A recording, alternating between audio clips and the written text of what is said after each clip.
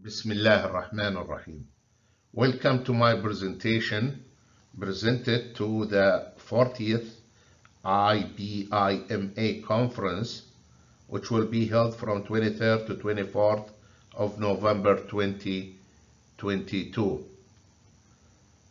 It's titled Towards Achieving Professional Merit, an overview. Actually, involvement in the stages of education and learning is the first gate of life in a journey that extends to the selection of individuals, their professions, and determines what they are, whether practical or scientific, governmental or private. There are also requirements which could be enhanced to ensure that individuals have successful access and performance quality in their career, starting from the level of competency through scientific life and the abilities to execute until gaining experiences during the years of working and activating skills of all kinds to achieve distinction towards achieving professional merit. The researcher here aims to explore and emphasize concepts and criteria associated with people selection in positions need professional merit level. It can be said that these concepts outcomes rely heavily on the developed analytical mind and actual related practices.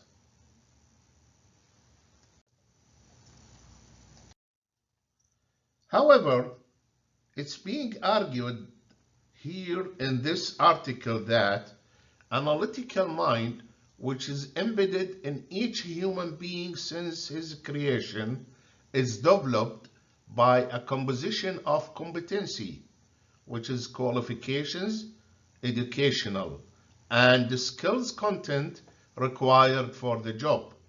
Add to that is the ability which qualify with the advanced skills needed to perform the work. Further, experience that contains life skills, tests, and practical practices which result critical thinking, analytical mind, creativity, innovation, and problem solving. These all combined with the diversity of practicing methods over time are resulting at the end a professional merit. Merit can be developed through the individual's context of learning and adaptation. Merit has a lot of meanings and remains one of the most widespread vocabularies in development management, organization literature, and human resources.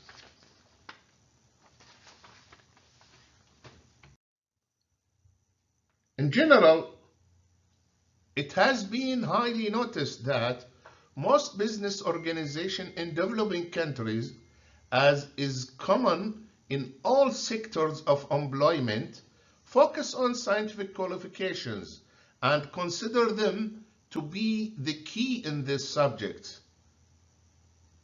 Unlikely for decades, this attitude has been dominated. Unfortunately, life experience, abilities, and skills with knowledge and technical experience have not received the same appropriate attention. In recent years, a range of data-driven research supported by success stories, brilliant experiences highlighted the importance of life experiences and skills for success in work, education, and other areas of life. Life skills, experiences, achieved lessons from practical practices are resulting in critical thinking, creativity, innovation, problem solving, and talent management. Among other things, The study defining the concept of competency and abilities, and then the experience gained throughout the time of scientific and practical life and life skills. In conclusion, the researcher even aims to highlight the custody process of the analytical mind towards achieving professional merit, leading to the answers the research questioned. What are the harmonizing perceptions that are relevant to professional merit, and what is the governing system? To answer this question, I will start first to explore the competency, which is a composition accumulatively is consisting of qualifications obtained for the knowledge, then skills, procedures, and directions that an individual is supposed to possess, as well as to perform their achieved functions effectively and efficiently, where it sometimes is called sufficiency.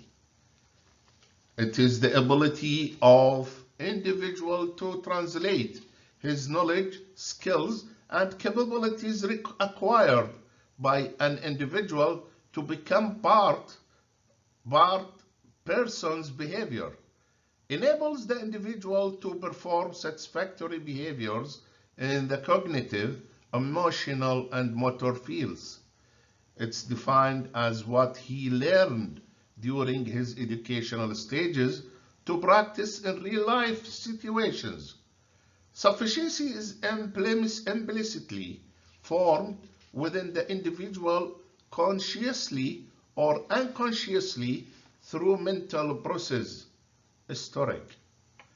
In conclusion, competency is the final station for systematic study and trained skills. It's to achieve tasks or responsibilities in the right way. It can be measured by three main dimensions. They have high influence on increasing preparation of the individuals for high performance in achieving tasks. They are the cognitive dimension, the given skill dimension, and the emotional dimension. Second is exploring the ability, where it can be defined as the capacity of individual to perform certain duties that requires the beginning of his or her readiness to perform. The readiness comes first as an inherent capacity towards preparation, and then empowerment to the actual ability to perform the duties assigned to the individual. It's what is required to be able to act successfully. Four criteria are needed to concrete the ability of individuals in any enterprise. First, think creatively, then aligning workforce plans in the near and long term, followed by accurately planning the size of the workforce, then at the end deploying modern technologies for workforce planning and data analysis. It can be measured by the following four possibilities of dimensions. 1. The individual's will to act. 2. There is no objection to doing so. 3. His or her awareness of what he or she is doing. Finally, and prepare what the act depends on.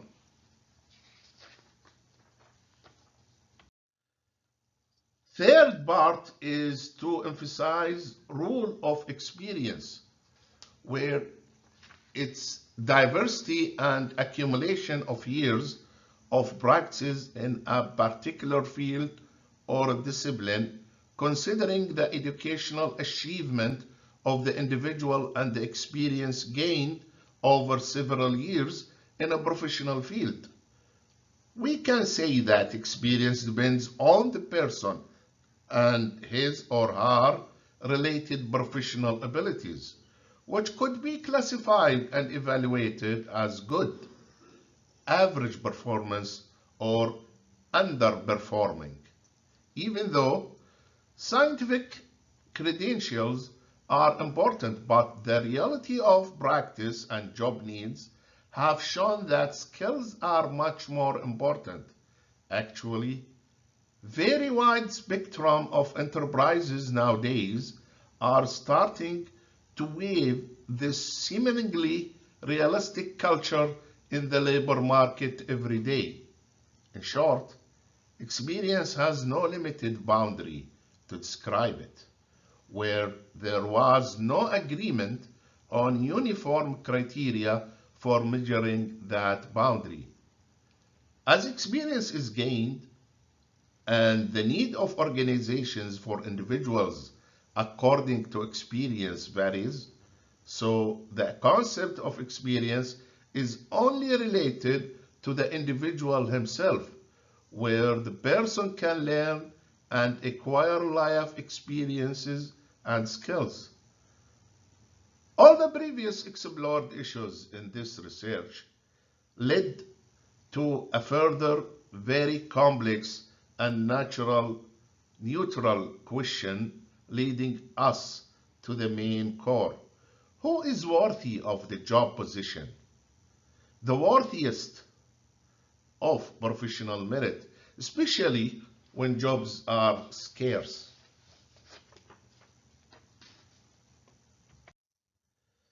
Having raised that question, it can be said that professional merit is a mix of explicit and implicit characteristics of a person that has a causal relationship to the effective superior performance that is a standard reference for a job or a situation. This mix can lead an individual to do a particular job appropriately, which can be measured, evaluated, and developed. It's a set of practical and theoretical knowledge, cognitive skills, behaviors, and values used to develop performance, condition, or quality of what is going on adequately or well qualified or can play a specific role. In that spine, professional merit properties are presented. First, the explicit, which is characteristics, means that merit is clear enough to enable a person to handle functional tasks, or what he can be called developed talent, which is skill plus information. Second, the implicit, which is characteristic, means that merit is underlying and deeply rooted in the personality of the individual sufficiently to enable it to predict behavior in many functional situations, which combine motivations and qualities plus self-concept of the person. The following diagram shows how they are related horizontally and vertically, and both are integrated. Further, specification of professional merit is very clear now to this point, which that the composition of competency, qualifications, educational and skill content required for the job, the ability to qualify with the advanced skills needed to perform the work, experience that contains life skills, tests, and practical practices which result critical thinking, analytical mind, creativity, innovation, and problem solving. These all combined with the diversity of practicing method over time are resulting in the end a professional merit.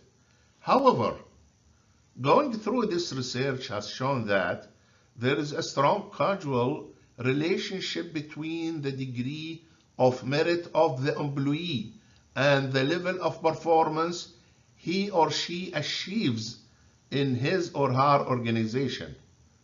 As ideas turn into actions and behaviors, the skills and high functional features turn into excellent performance and achievement.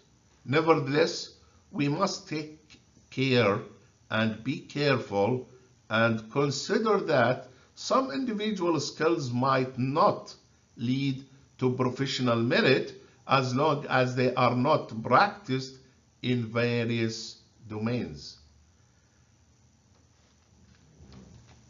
Actually, related specifications could be distinguished by illustrating and clearing two types of employee attributes. One, average employee specifications, where these are the functional features and skills that the employee possess to the degree that they fortify against dismissal decisions, and they represent the minimum attributes and skills that enable him to retain his job. The other one is super employee specification. These are the feature of excellent staff.